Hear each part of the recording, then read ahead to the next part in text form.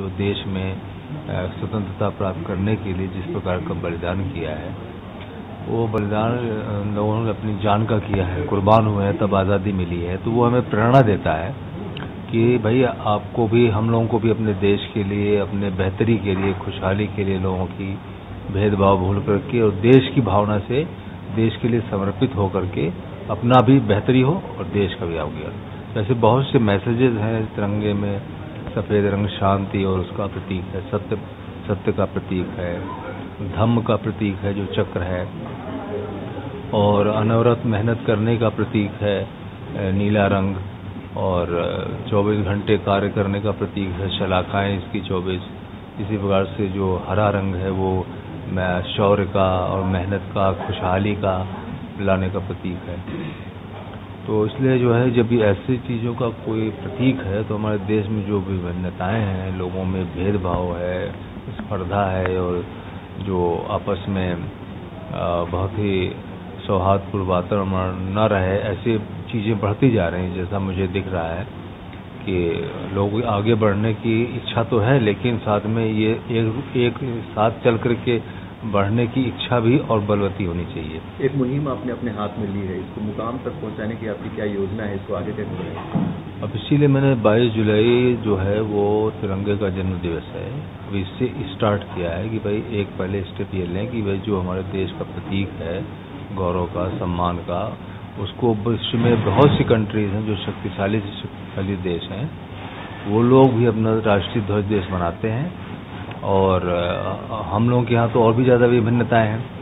तो एक तो ये है तरीका कि भाई इसका जन्म दिवस कब है, तो कब से इसको मनाया जाए, क्या कोई डेट निर्धारित किया जाए।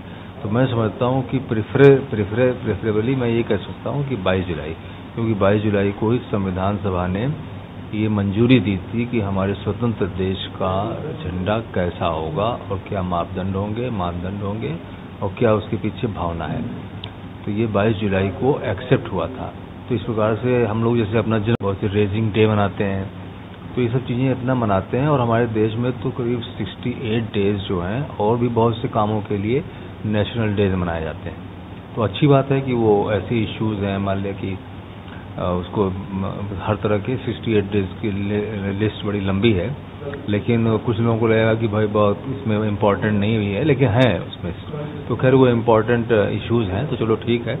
लेकिन राष्ट्रीय ध्वज दिवस तो ध्वज का तो सबसे बड़ी इम्पोर्टेंस है, और वो इतने देशों में है भी, और हमारे देश में क्यों नहीं है। अगर होगी तो पेट्रियोटिज्म की भावना और बढ़ेगी लोगों में, इसलिए ध्वज का महत्व है, ध्वज दिवस का।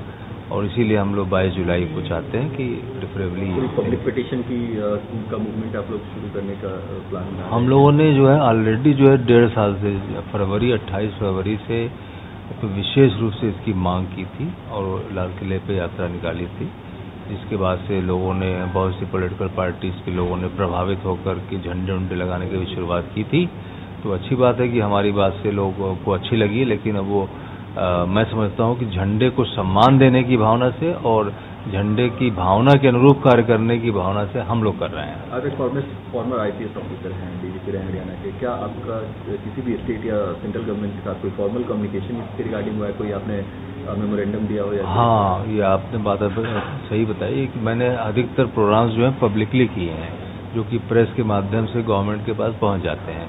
लेकिन फॉर्मली जो है, अब हम लोग जो है ये सोच रहे हैं कि फॉर्मली तो हमने एक पिटिशन भी कोर्ट में डाली हुई है, लेकिन अब प्राइम मिनिस्टर ऑफ इंडिया और प्रेसिडेंट ऑफ इंडिया, इन दोनों लोगों को हम लोगों ने सोचा है कि इन लोगों के अंदर भी देश प्रेम की भावना है, बल्कि हर एक देशवासी को मैं समझता हूँ कि चाहे कोई पॉलिटिकल पार्टी में हो, कहीं भी हो, सब में देश प्रेम की भावना है।